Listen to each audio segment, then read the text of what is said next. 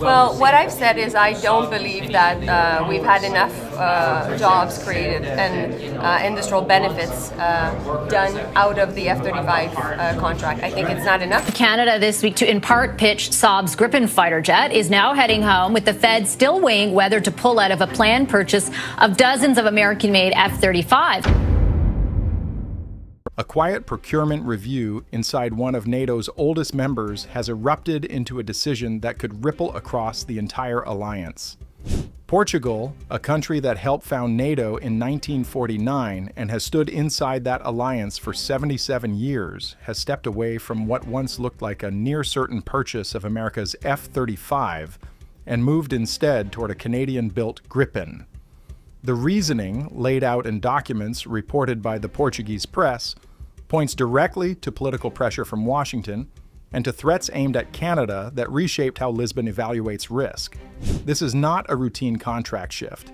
It is a signal, and it lands at a moment when alliance cohesion is already under strain. Portugal's Air Force has been operating F-16A and F-16B aircraft acquired in the 1990s. Airframes that have delivered decades of service but are now approaching the end of their viable lifespan.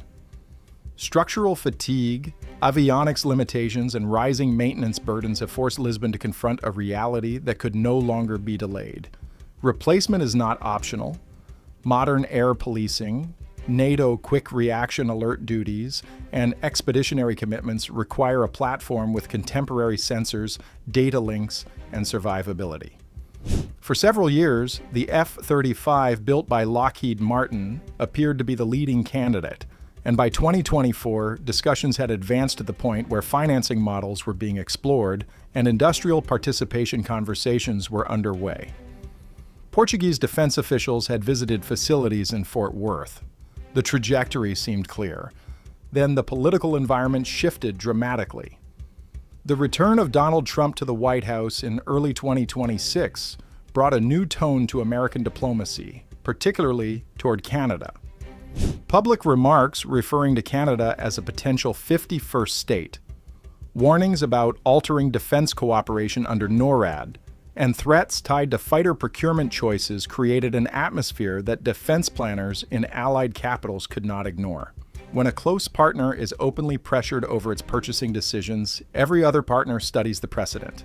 Portuguese officials were already deep into evaluating life cycle costs, training pipelines, infrastructure adjustments, and interoperability requirements. Yet as American rhetoric intensified, another variable entered the equation: political conditionality. If Washington was willing to leverage defense cooperation to influence Ottawa's procurement decisions, what safeguards existed to prevent similar leverage in other bilateral disputes? The F-35 is not only an aircraft, it is an ecosystem that depends on American supply chains, software updates, and approval pathways governed by U.S. export rules. In stable political times, that interdependence can function smoothly. In volatile times, it represents exposure. Documents reported by the newspaper Público indicated that Portugal's Ministry of Defense assessed American political volatility as a material risk factor. The conclusion drawn was not rooted in anti-American sentiment, but in risk management. A sovereign state responsible for its own air defense must consider whether access to spare parts, mission data files, and software upgrades could become entangled in policy disagreements. Observing threats directed at Canada, a NORAD partner and one of Washington's closest allies, sharpened that assessment. As a result, Lisbon pivoted. The F-35 evaluation was halted, and discussions accelerated with Saab regarding the Gripen E, with production centered in Montreal. The choice of Canadian manufacturing carried practical and symbolic weight. Canada has invested in final assembly and long-term support facilities for the Gripen, creating an industrial node outside American jurisdiction. For Portugal, that meant an advanced Western fighter integrated within NATO standards, but without dependence on U.S. export approval for core sustainment functions. The numbers being discussed involve a fleet of 18 to 24 Gripen E aircraft, enough to replace Portugal's F-16 inventory while maintaining operational commitments. Delivery windows between 2029 and 2032 align with the retirement schedule of existing jets. Estimated program costs in the range of 2.5 to 3 billion euros encompass aircraft, weapons integration, pilot training, simulators, and support infrastructure. When life cycle costs are factored in, the financial contrast becomes even more pronounced. Saab advertises operating costs around $8,000 per flight hour for the Gripen, compared with figures often cited near $35,000 per flight hour for the F-35.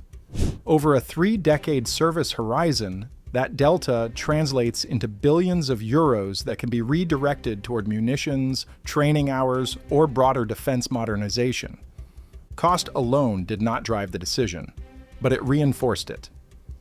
The Gripen's design philosophy emphasizes modularity and ease of maintenance.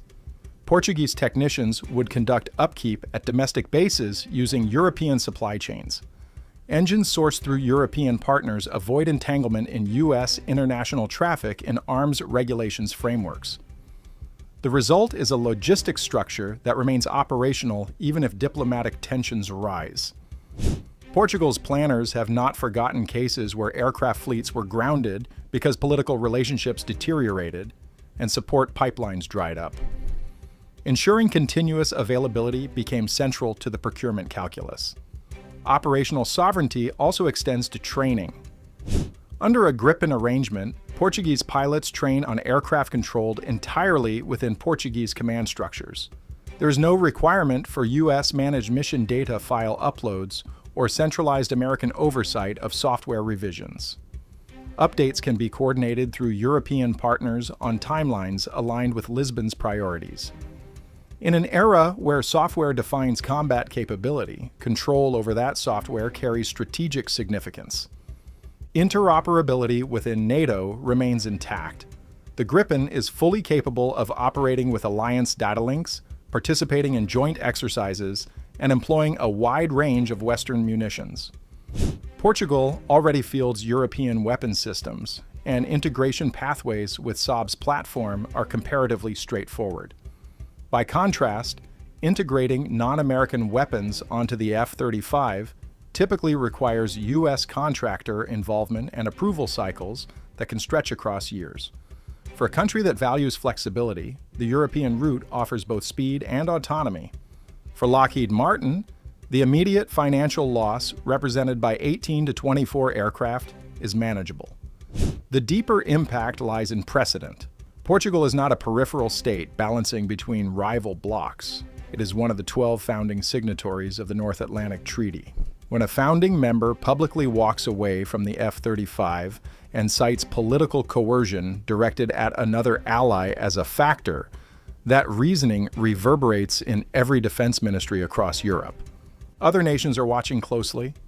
Spain faces its own decisions regarding F-18 replacements and maintains a pattern of procurement coordination with Lisbon. Shared strategic geography on the Iberian Peninsula often translates into parallel modernization choices. If Portugal demonstrates that a Canadian-built Gripen fleet integrates seamlessly into NATO missions without political friction, Spanish planners gain a concrete example to reference. Italy, already a participant in the F-35 program with domestic assembly lines, has grappled with budget pressures and debates over fleet size. A successful Portuguese transition underscores that alternatives remain viable for roles where stealth is less critical than cost control and sovereign sustainment. France, which operates the Rafale and has long advocated for European strategic autonomy, sees reinforcement for arguments that NATO cohesion does not require uniform reliance on American platforms. Germany's deliberations carry particular weight. Berlin has considered the F-35 for nuclear sharing responsibilities, while evaluating broader fleet composition for conventional roles.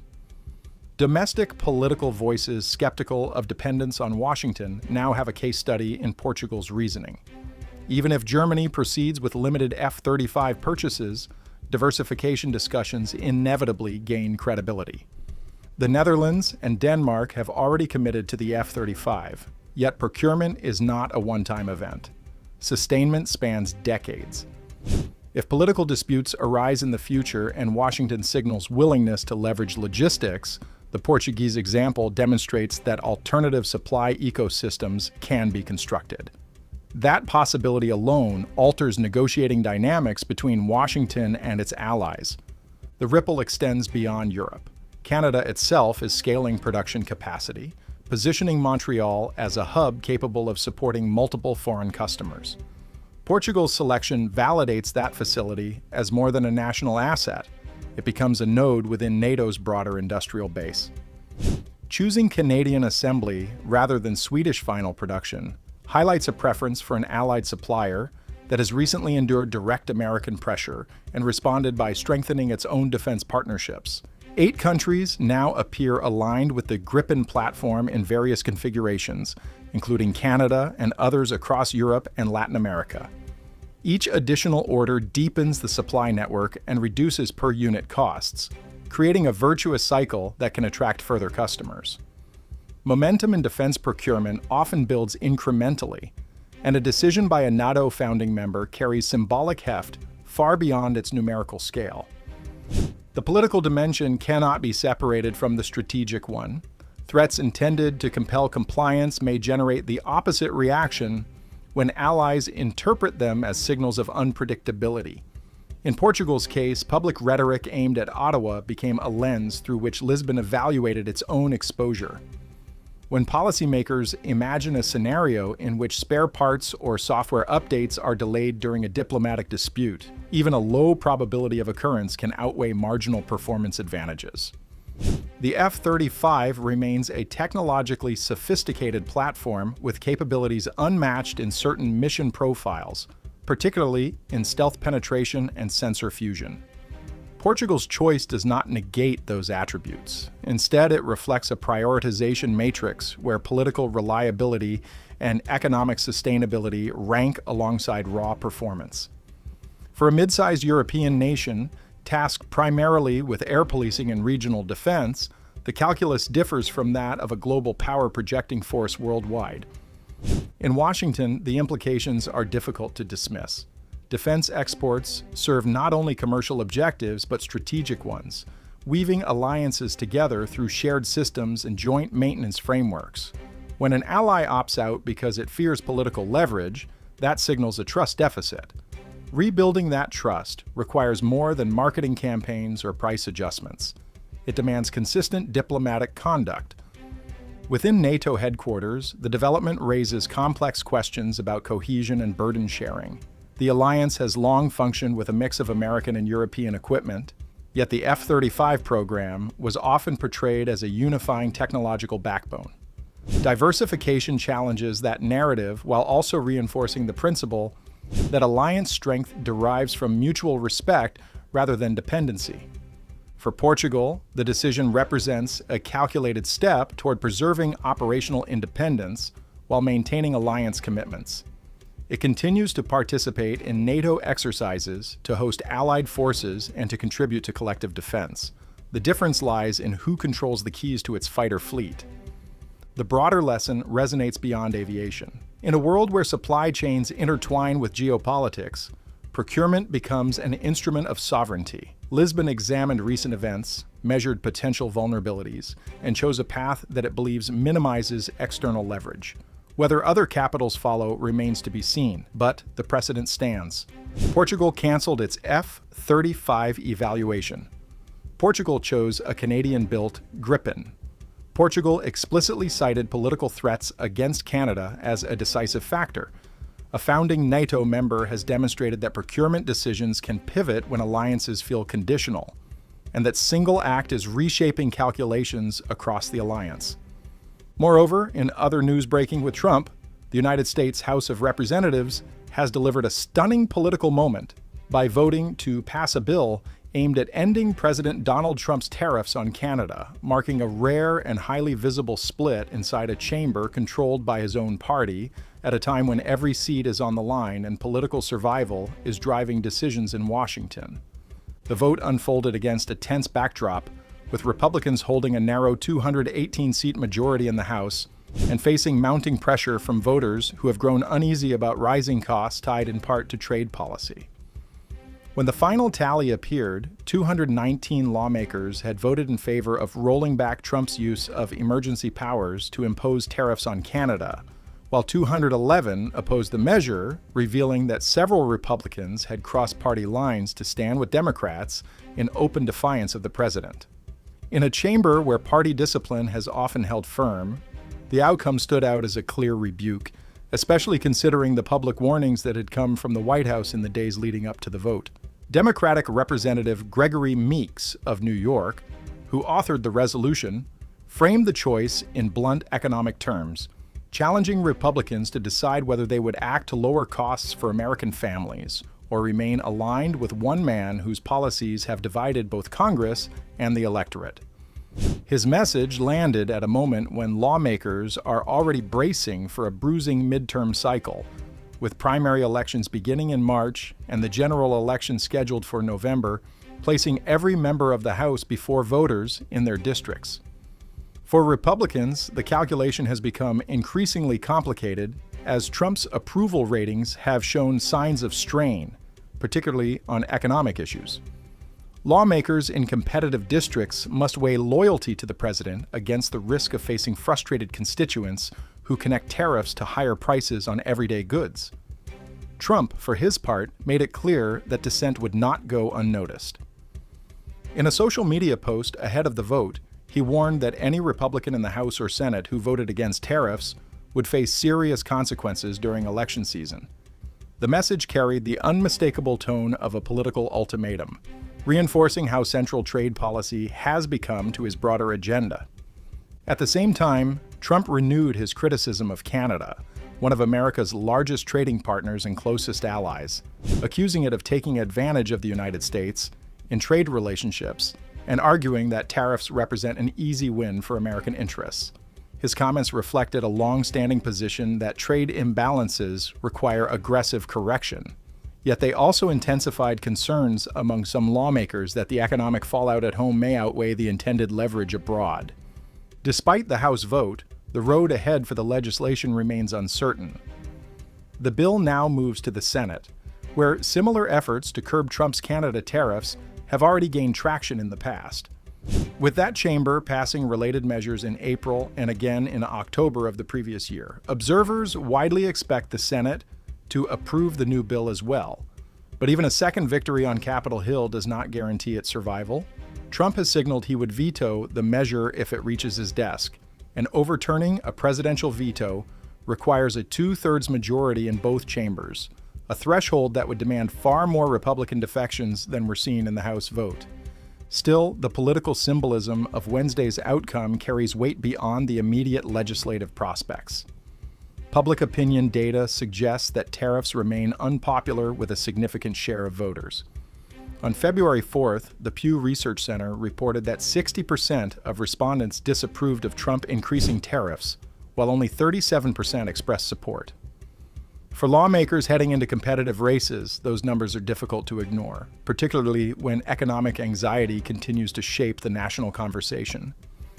Democrats are banking on that dissatisfaction, pairing criticism of trade policy with broader objections to Trump's aggressive immigration enforcement and mass deportation raids in hopes of flipping control of both chambers of Congress. The strategy rests on convincing swing voters that economic strain and political turbulence are directly tied to decisions made in the Oval Office. Meanwhile, the legal battle over tariffs continues to unfold. The Supreme Court is currently weighing the legality of Trump's sweeping use of emergency powers to impose tariffs, following lower court rulings that challenge the administration's authority. That judicial review adds another layer of uncertainty to an already volatile issue.